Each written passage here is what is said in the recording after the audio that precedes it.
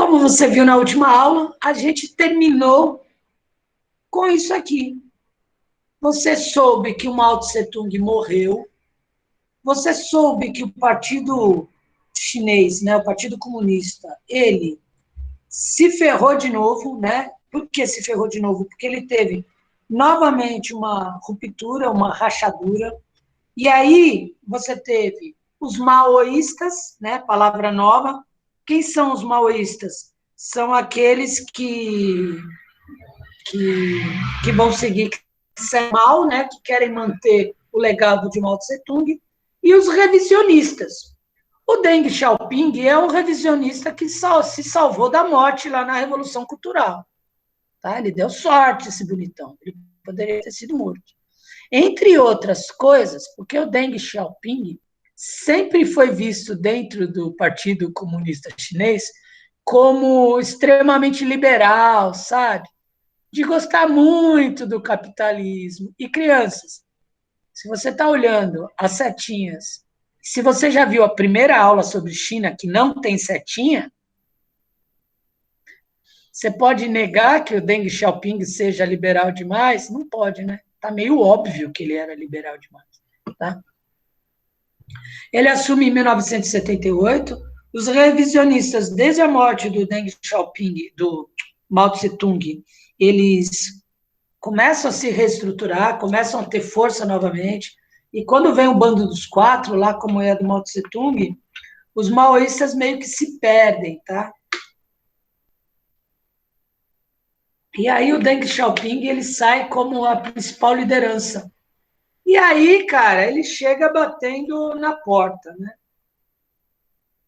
A China que você conhece hoje, que tem essa aberração chamada socialismo de mercado, que deve fazer o Karl Marx virar na tumba 50 mil vezes quando esse termo é falado, né? Porque não faz sentido nenhum. Tá? Como é que você pode ter comunismo e capitalismo juntos? Não pode, mas a China é. Você tem o nascimento de uma nova era na China.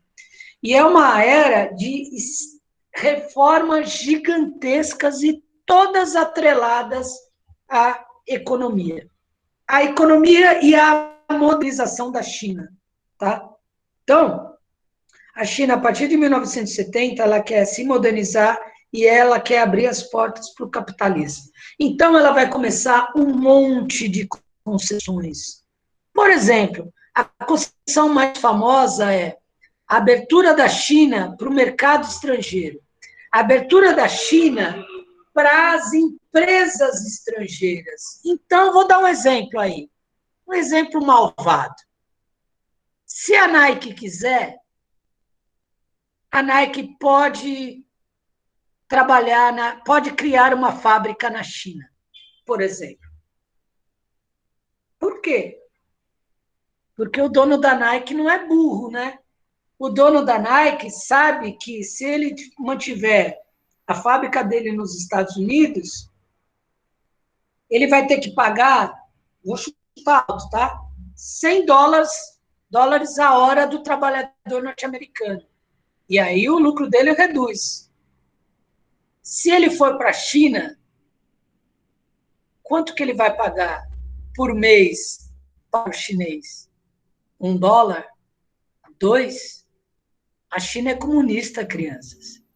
Se bobear, eu não preciso nem pagar salário para o chinês. Você está entendendo? A China tem a maior e mais barata mão de obra do mundo. Por isso, aquela Barbie que seu pai não compra de jeito nenhum, a Barbie original, que custa R$300, ele não compra, e aí, tadinho, seu pai aparece com a Barbie chinesa, que custa R$10, né? Por isso você tem a Barbie chinesa, que custa R$10. Porque não é porque o fazedor da Barbie está preocupado com a grana do seu pai, não. Porque ele não teve custo nenhum com a mão de obra, por exemplo. E aí é evidente que você vende uma Barbie de R$350 e você vende 1.000 Barbies de R$10. Então, capital estrangeiro, cara, a partir dos anos 80, desabou na China, e é o que o Partido Comunista quer. Porque com dinheiro na China, eu consigo modernizar a China. Então, a China vai se modernizar na agricultura, na indústria, na ciência. Eu falei da série do Netflix, do Space Force, né, que brinca com a rivalidade norte-americana e chinesa, né, de quem vai voltar para a Lua de novo. Tá?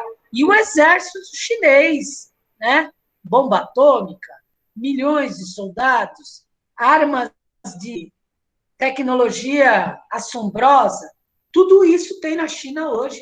A China hoje, ela é extremamente moderna.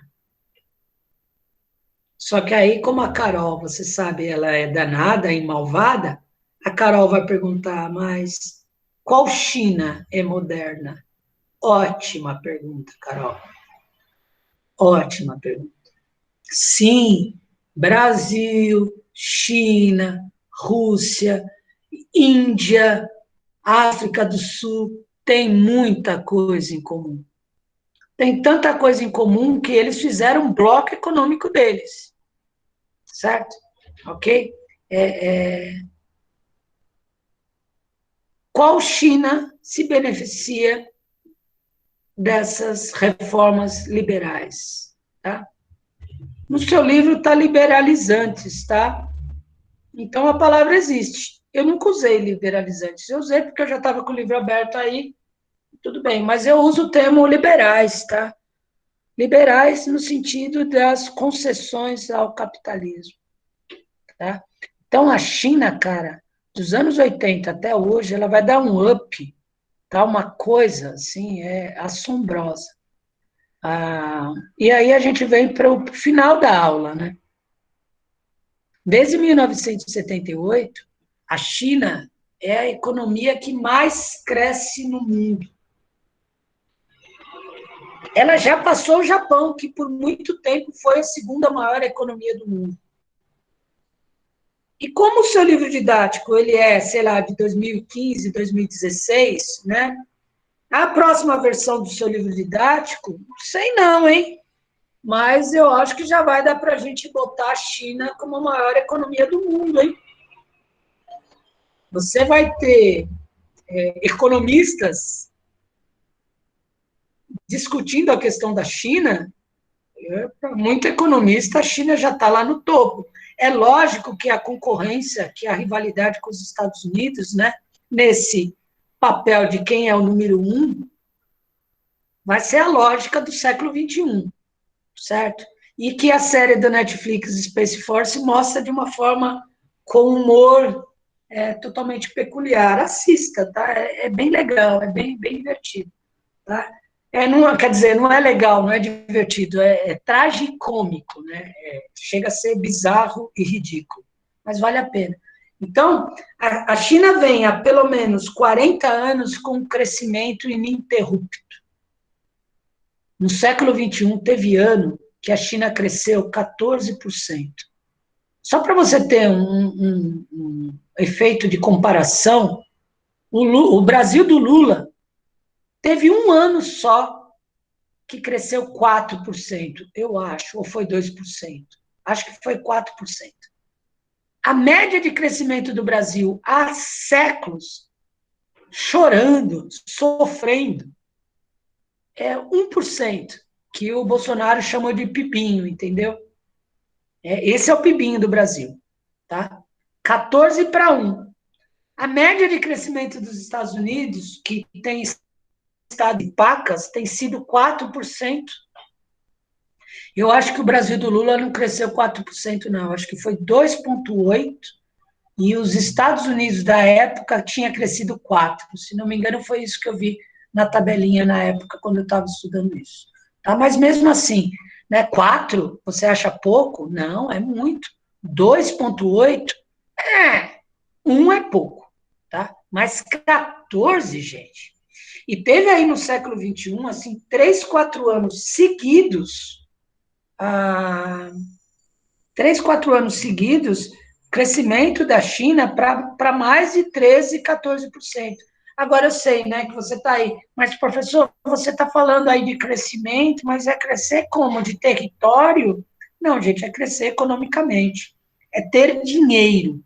É ter dinheiro no seu mercado para você se desenvolver, se modernizar, ter um número menor de desempregados, consequentemente, você tem um número maior de consumidores, tá? Crescimento tem a ver com isso, tá? As riquezas que você produz, o quanto você compra de fora, tudo bem? Tá? Aquela balança comercial favorável.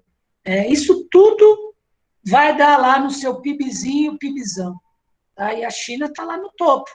Tá? Porque não tem como você lutar contra uma mão de obra que, dependendo do lugar, você nem paga nada pro cara.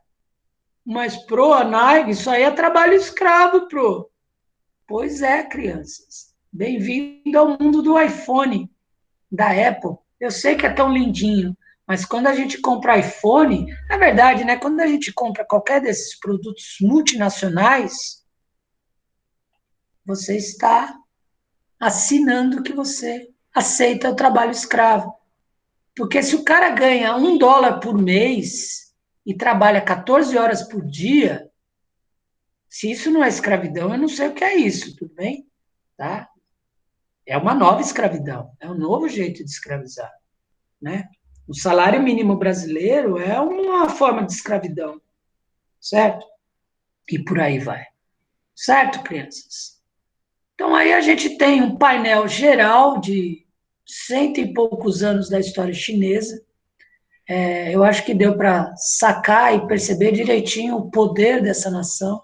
Então, se você é minha filha, se você é meu filho, e fala, papai, eu vou lá na Wizard estudar inglês, tá? Aí eu vou falar para você, não, bonitão, você vai estudar mandarim, não vai estudar inglês, não.